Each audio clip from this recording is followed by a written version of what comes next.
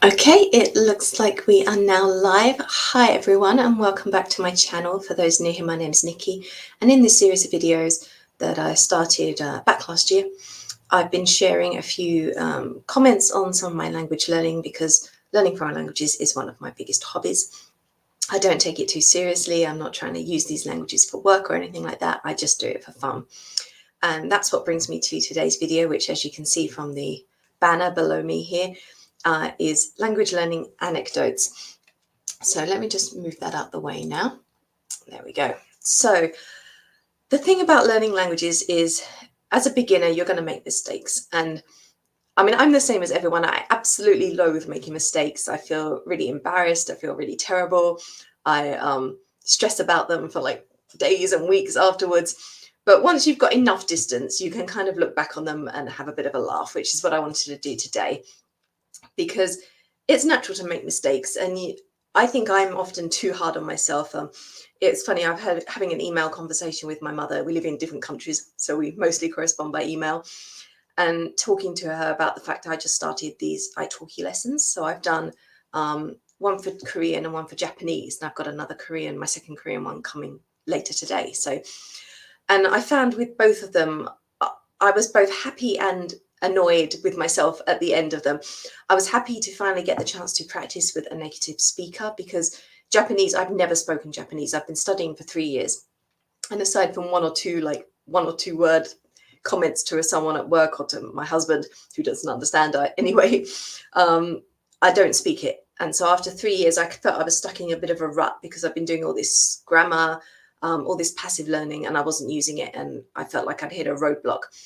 And so having a conversation with the italki tutor was really great, because it was the first time I've been able to speak, and she was very complimentary about my pronunciation and how well I was doing, especially when she learned. It was my first ever conversation. But for myself, I was like, I couldn't remember that word, and I had to ask her, and it's a word I should know. And I was sort of stressing myself out about it. And I did the same with the Korean one, which I had first, that I was like, beating myself up about not having done better.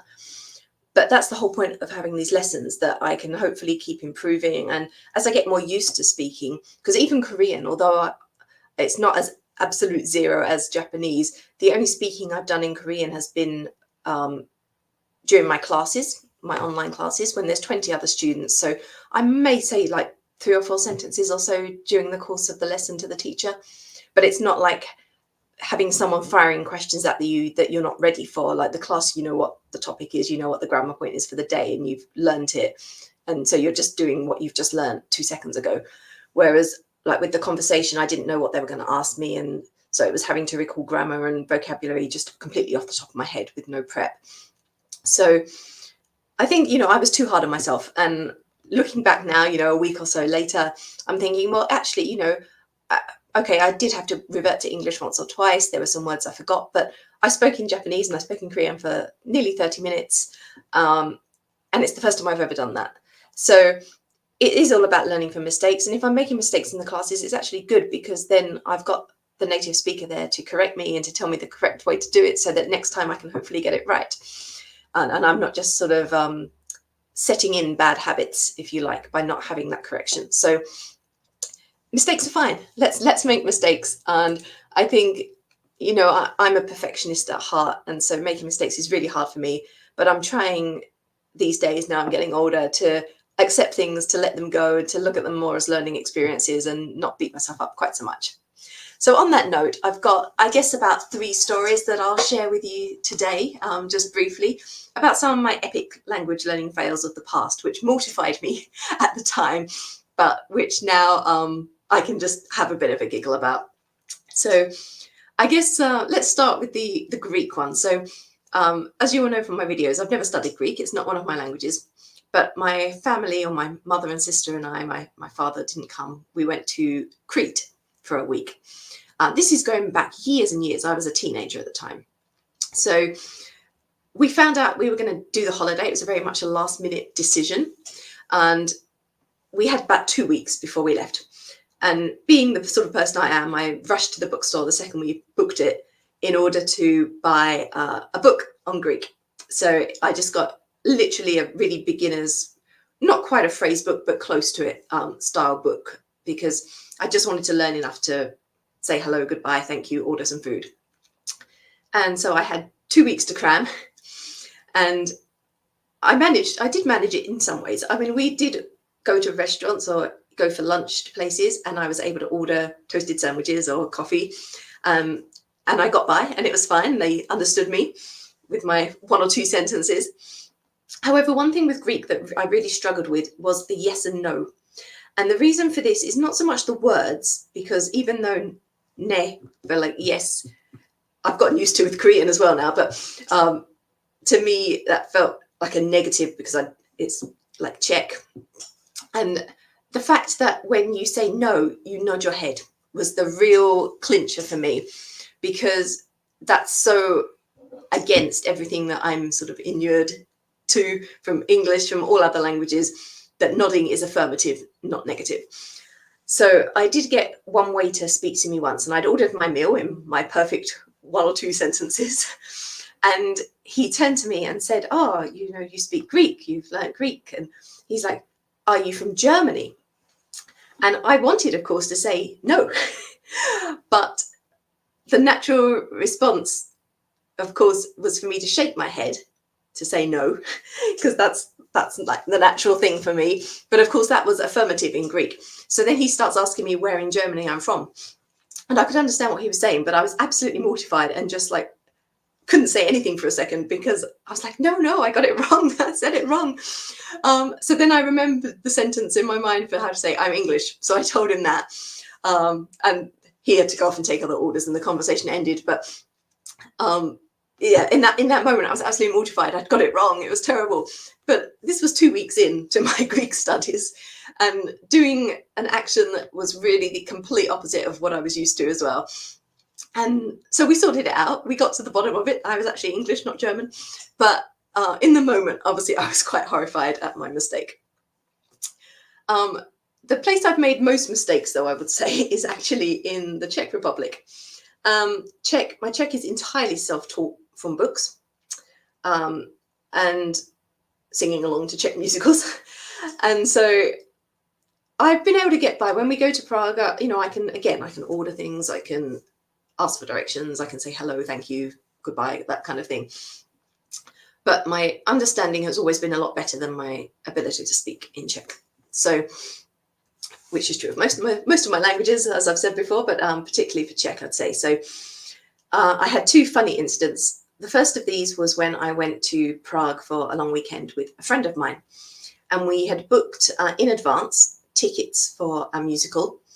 In fact, I think, it's a long time ago, I'm trying to remember back, I think my pen pal in Prague actually organised them for us, and we just met up with her when we got there and paid her and took the tickets.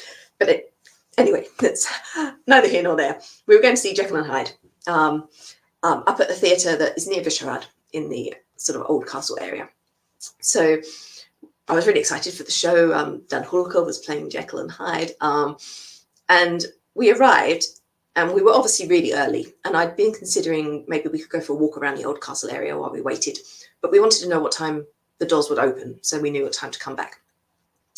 So I went up to the woman on the counter.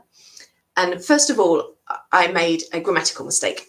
So I was trying to tell her that we had tickets and we wanted to know what time we'd be able to go in. However, I accidentally used the verb in the wrong conjugation.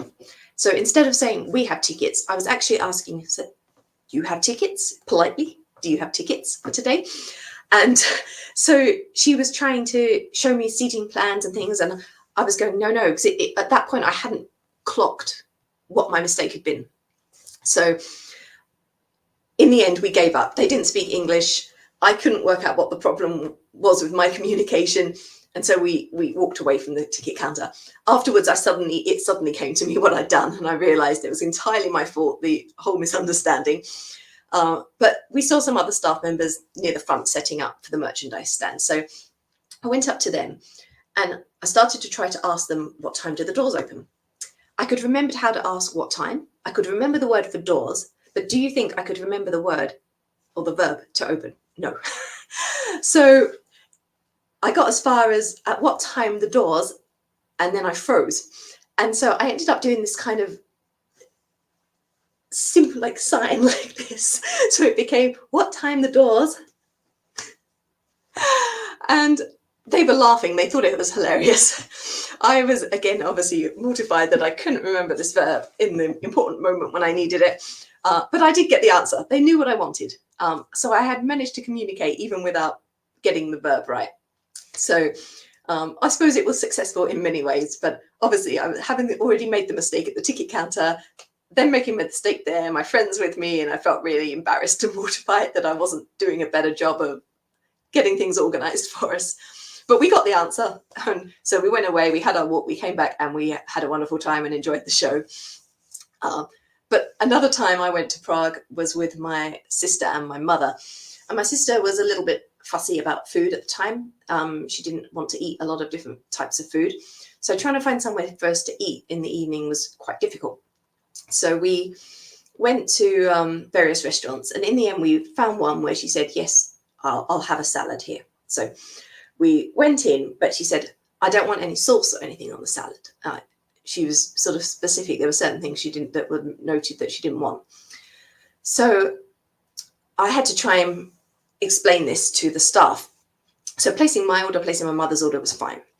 And then we get to my sister's order and I couldn't remember how to say the word only, but I could remember how to say the word without. So I started listing things. I said, we want this salad, but without this, without this, without this, without this, without this. I thought I'd been fairly successful, but I think I was too successful because when the meal came, what we actually got was a bowl of chopped up cucumber and nothing else. So, I mean, my sister ate it. She wasn't too put off, but I did too many withouts, obviously, and didn't quite get my point across. So those are a few of my epic language fails. So I hope you found them amusing. As I said, at the time, I was absolutely mortified and hated every moment of it and thought I was awful and I sucked and why had I bothered studying these languages because I was useless. But looking back on it now, I can find the humor in the situation.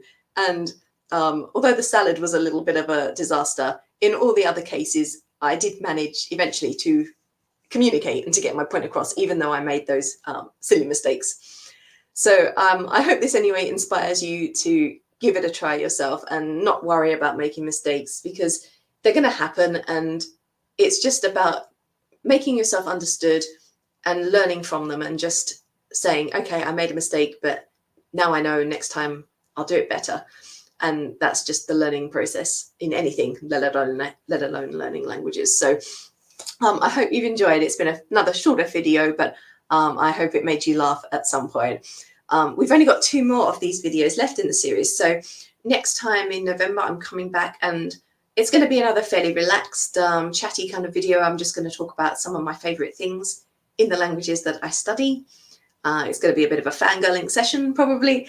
A very sort of relaxed, easygoing talk. And then for the final December video, before I finish the series, I'm going to look at my language goals this year, how they went, what worked, what didn't, and what my plans are moving into 2023. So I'll hope you will join me for those 2 videos, and I will see you all again very soon. Bye for now, everyone.